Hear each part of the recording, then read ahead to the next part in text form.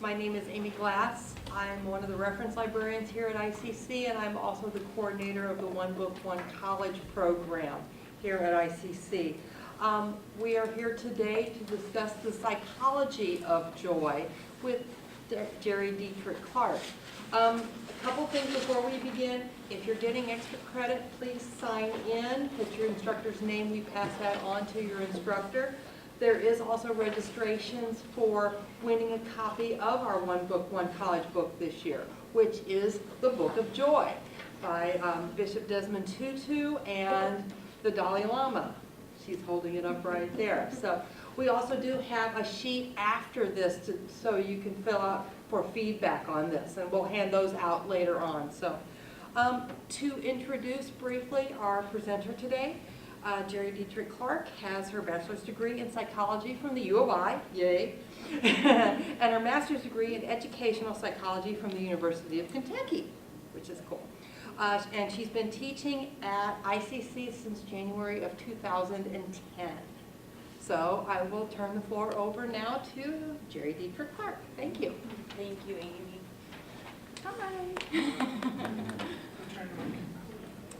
Oh, yeah.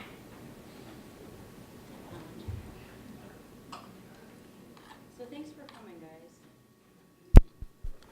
All right, let me get a feel for the class. I know several of you guys have not read the book, right? Has anybody read the book?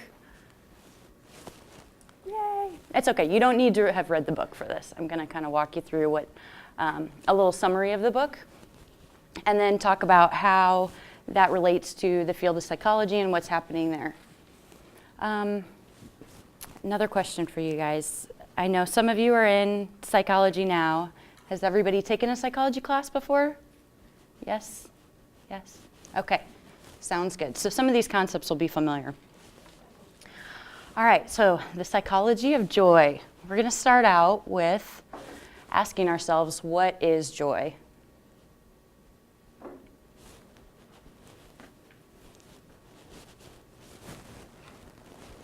So really, joy can be a fleeting emotion, right? We feel joyful for a minute, and then the next minute we move on to maybe feel a different type of emotion.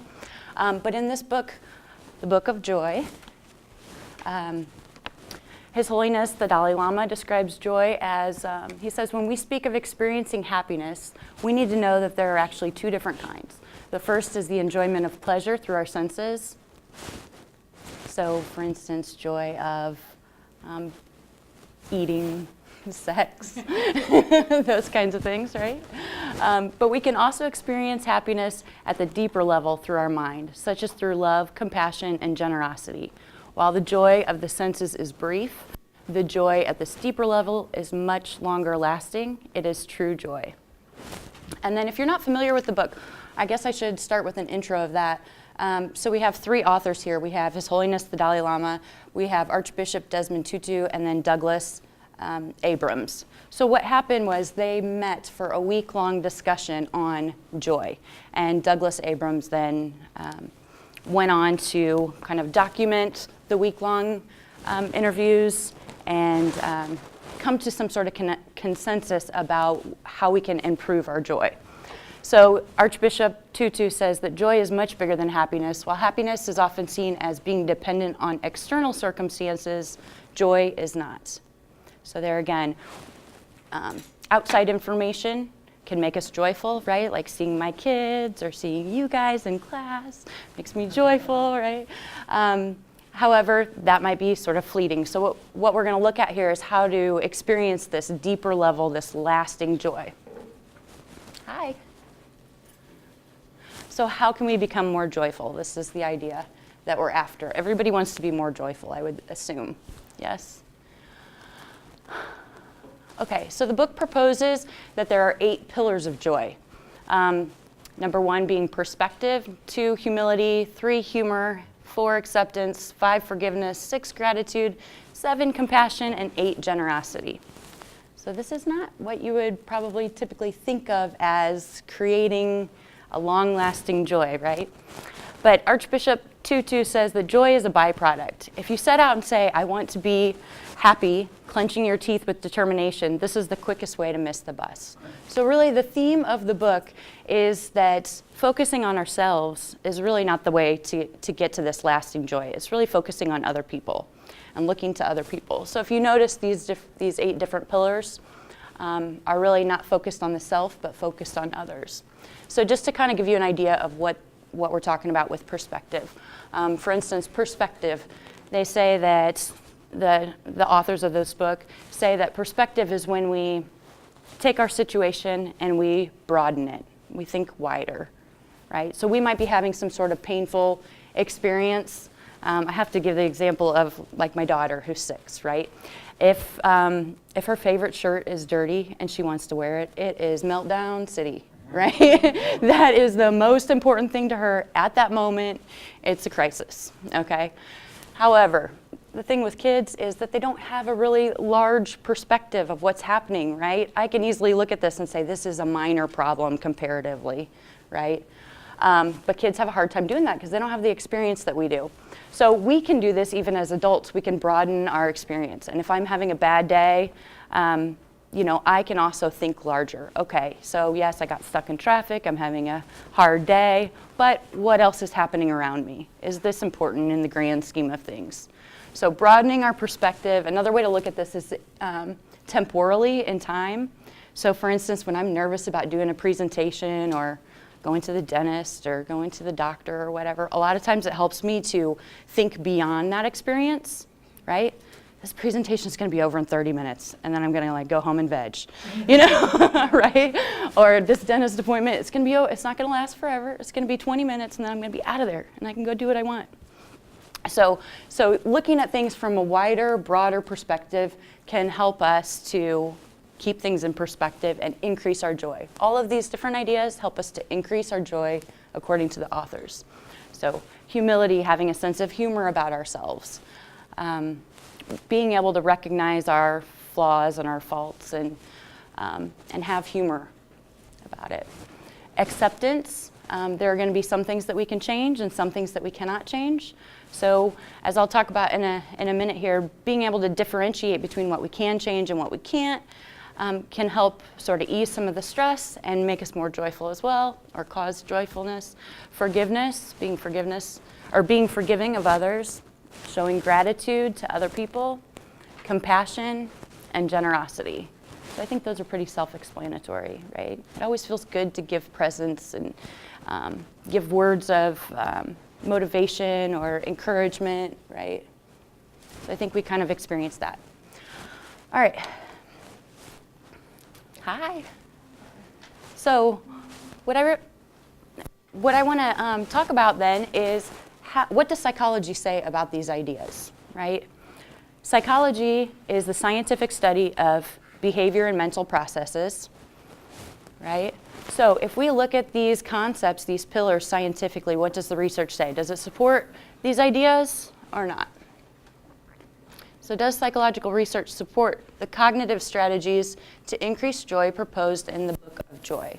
So cognitive strategies, if that's a new term for you, just means our thinking abilities, right? So the strategies in thinking. So the quick answer is yes. The second part is however, of course, right? Everything in psychology, we have to look at each individual intervention and judge it based on the merits of that specific intervention. So yes, there are ways that we can increase our joy according to psychology. However, just because we Google increasing joy and we find something on the internet and it says, okay, here's how you should be grateful, right? That doesn't necessarily mean that psychology has supported that specific intervention. Does that make sense? So we really want to look at the whole entire program. So how do psychologists study this kind of true joy, so this lasting joy? First of all, as with any idea in psychology, we ask specific questions. Okay, so for instance, how can we increase our joy? What does joy even mean, right? For whom can we increase joy? Under what circumstances? We organize concepts and theories together. So for instance, if you go out and you search in ICC's library database for joy, you're likely to get off track, all right? The terminology that psychologists used for this kind of lasting, enduring happiness is either lasting happiness or enduring happiness or subjective well-being. So if you're interested in looking at the research about how to have this lasting joy that the authors talk about, you might want to search for subjective well-being. Subjective because it's our experience of our well-being. Yes?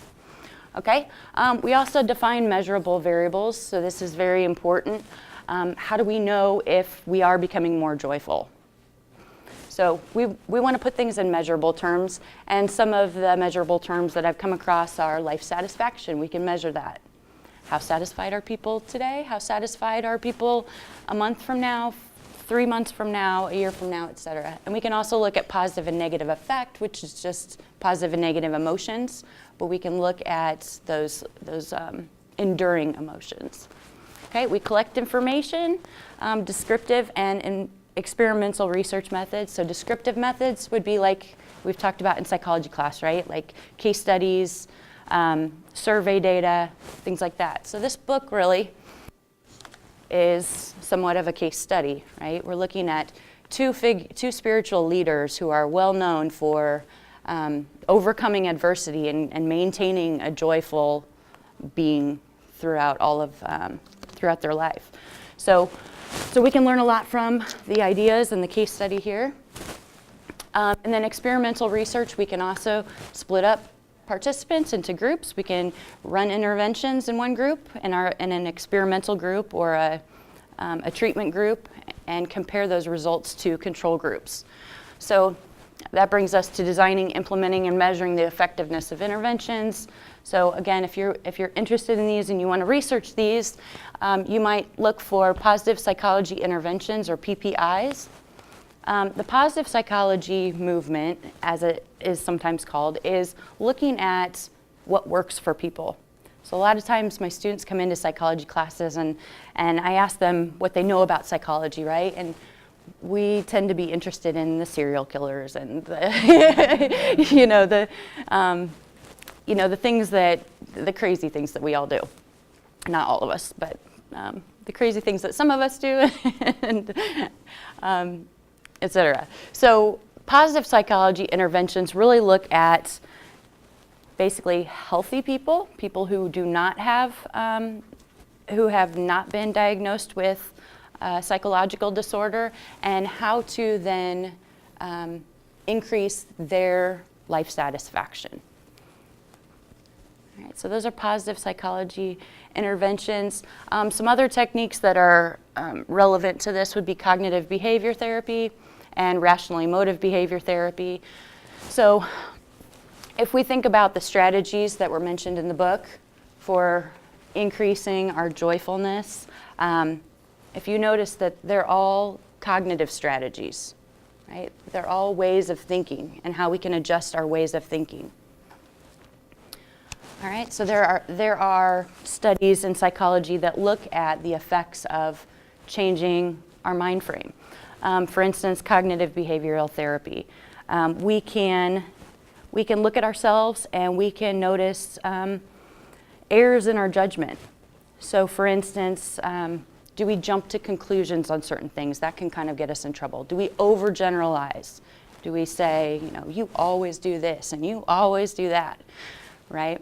More realistically, we can kind of tame those ideas and look at things more accurately. No, my husband doesn't always do that. He's just doing it right now and it's irritating me, right? So cognitive behavior therapy, rational emotive behavior therapy, look for those trends in those cognitive patterns that we can tweak to increase our well-being. And then we share findings and work off of each other, as you guys probably know. All right, so specifically some of the support for the 8 pillars of joy. I found this meta-analysis, this first one, which looked at 51 studies of positive psychology interventions. And specifically, it had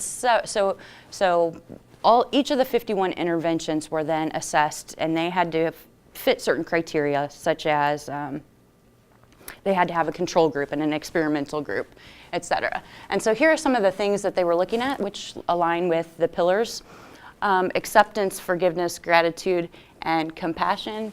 And so studies that were analyzed by this meta-analysis were found to be effective in increasing lasting happiness or joy.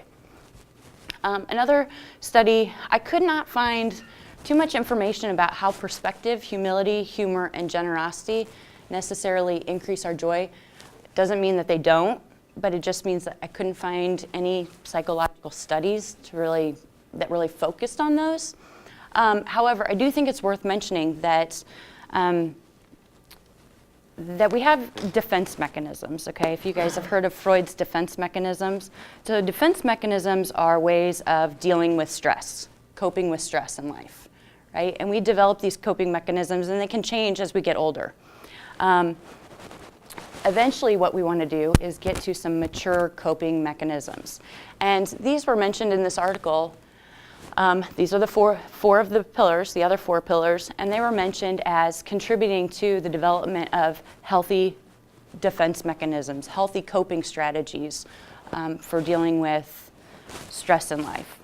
So for instance, humor is known as a mature defense mechanism. And we could talk some more about defense mechanisms. Basically, we can categorize them in terms of healthy defense mechanisms, or what they call mature defense mechanisms, versus immature defense mechanisms, which tend to get us in trouble.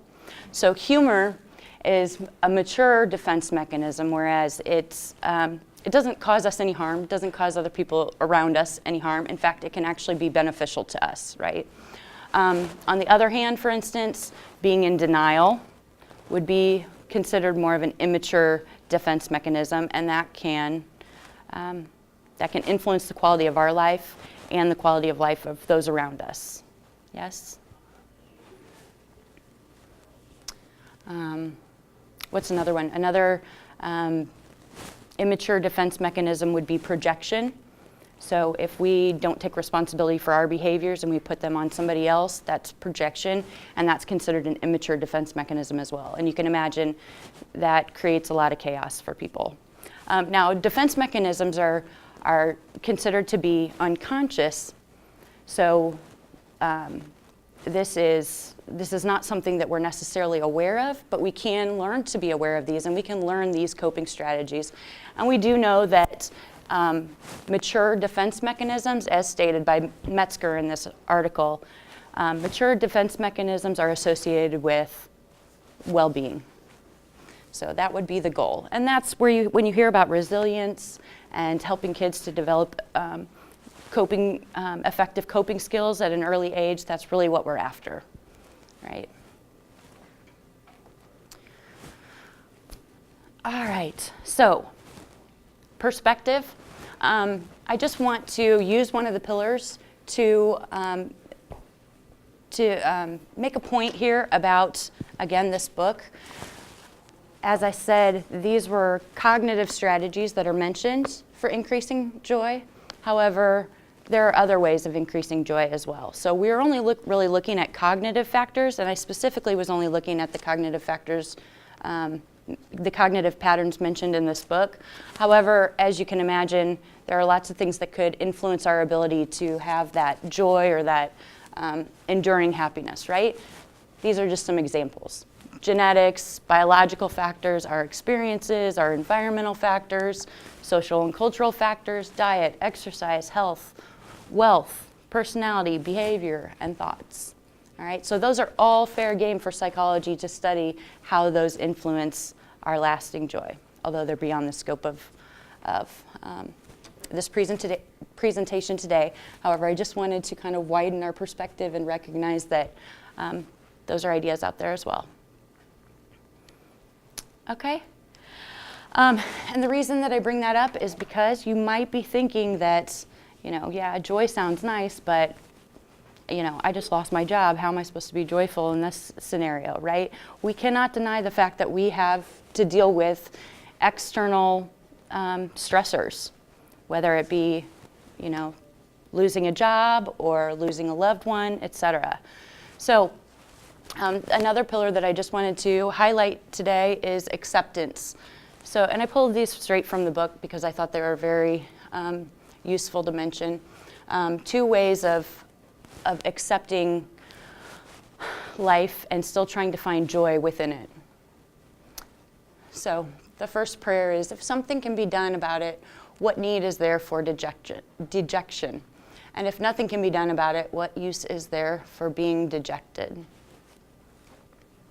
And a similar note, you guys may have heard the serenity prayer before. God, give us the grace to accept with serenity the things that cannot be changed, the courage to change the things which should be changed, and the wisdom to distinguish one from the other. So another theme throughout the book is that we can't control external stimuli. However, we can take control over our reactions to it. And that's what His Holiness the Dalai Lama and the Archbishop teach and practice. All right, before we get out of here, I did want to try to bring a little joy to your life before we left. So if you would be willing, I'd like to walk you through one of the exercises in the book. The book, again, if you haven't read it yet, it's a really great book. I only have one complaint about the book, and that is that they don't cite their sources.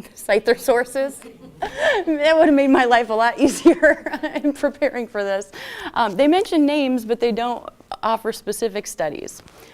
Yes, well, yeah.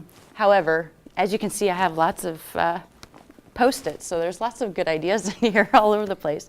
And it's set up to where they talk about different concepts. It's a really funny read, actually, because it's basically like being at the table and observing the conversation between these 2 friends. It's amazing. So I know that my face as I'm reading the book, my family probably thought I was crazy because I was just like, this is great, they're so funny. And they have cute pictures of them. And then at the end of the book, after they weave together their ideas about joy and their experiences, and also, as you may or may not know, His Holiness the Dalai Lama is very well versed in scientific research. So he is constantly drawing on research to pull in to talk about his points. And then at the end of the book, it gives us several different just simple meditations that we can do to increase our joy based on those pillars. So we look at, they have one for each of them, and even specific problems that we might be dealing with. Like if we're dealing with envy and we want to kind of get out of our envious mode, right? And then, as I said, they go through meditations for each of the different pillars. So you guys want to do this? Sure. You want to try to increase our joy for the rest of the day and see how it works? All right. Okay, so this is a compassion meditation.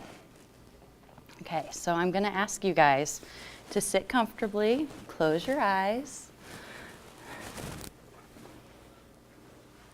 And we're going to start with just breathing. So we're going to take several long breaths through our nose and hold it, and then breathe out through your mouth. Okay. So the first thing I want you to think about as you're breathing is to think of someone you love very much. It could be a relative or a friend or even a pet. Try to see their face in your mind's eye or feel their presence, and notice how your heart feels when you think of them. Feel whatever arises. Silently say the following lines. May you be free from suffering. May you be healthy. May you be happy. May you find peace and joy. As you continue to breathe in and out, imagine a warm light coming from the center of your heart, carrying your love to your loved one and bringing them peace and joy. Rejoice in the thought of your loved one's happiness.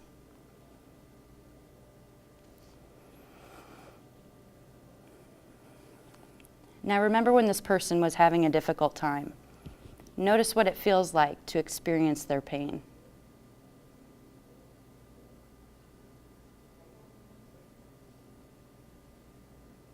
Silently offer the following phrases. May you be free from suffering. May you be healthy. May you be happy. May you find peace and joy. Imagine a warm light emerges from the center of your heart and touches the person you have in mind, easing their suffering.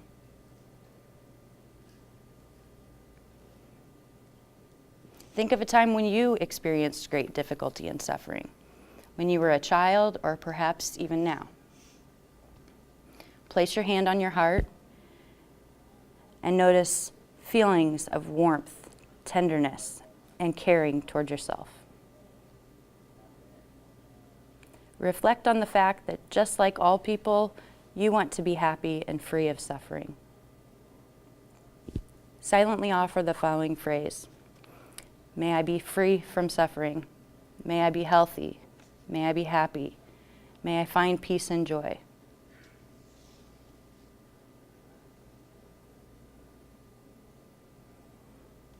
Now imagine someone you neither like nor dislike. Someone maybe you see frequently at work or in the store or at the gym. Reflect on the fact that just like all people, this person wants to be happy and free of suffering. Imagine this person being faced with suffering, in conflict with a loved one or experiencing despair or grief. Now silently offer the following phrases. May you be free from suffering. May you be healthy. May you be happy. May you find peace and joy. Reflect on the fact that everyone on the planet has the fundamental desire to be happy and to be free of suffering. Fill your heart with the desire that all be free from suffering, perhaps even someone with whom you have a difficult relationship. And silently repeat these phrases. May all beings be free from suffering. May all beings be healthy. May all beings be happy. May all beings find peace and joy. Allow your feelings of compassion and concern to fill your heart and feel the warmth, tenderness, and caring, and radiate this feeling of compassion out to the world.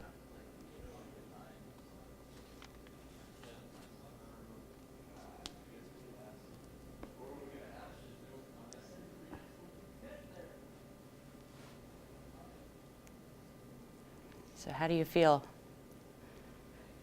Joyful? I do when I read it. And a little choked up. No? All right, jokesters in the back. Are you feeling joyful? Okay, good. All right, well, that's it for me today. Do you guys have any questions?